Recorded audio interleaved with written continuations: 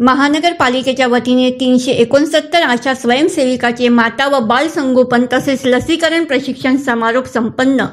सार्वजनिक आरोग्य विभाग महानगरपालिका अंतर्गत 13 शहरी आरोग्य केंद्राच्या आशा स्वयंसेविका यांचे HBNC व HBYC या कार्यक्रमाचे प्रशिक्षण संपन्न झाले असून डॉक्टर विशाल काळे वैद्यकीय आरोग्य अधिकारी यांनी तात्काळ हा कार्यक्रम राबवण्याच्या सूचना दिल्या। तसेच हा कार्यक्रम म्हणजे नवजात शिशूची, लहान बाळाची घरच्या घरी घ्यावयाची काळजी हे महत्त्वाचे समुपदेशन आशा स्वयंसेविका यांच्या कार्यक्षेत्रातील लाभार्थ्यांना देणार आहे।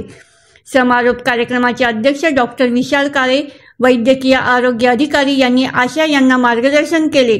आपल्या कार्यक्षेत्रात गरोदर माता यांची परिपूर्ण काळजी घेणे व एकही बाळ लसीकरणपासून सुटायला नको असे सांगितले।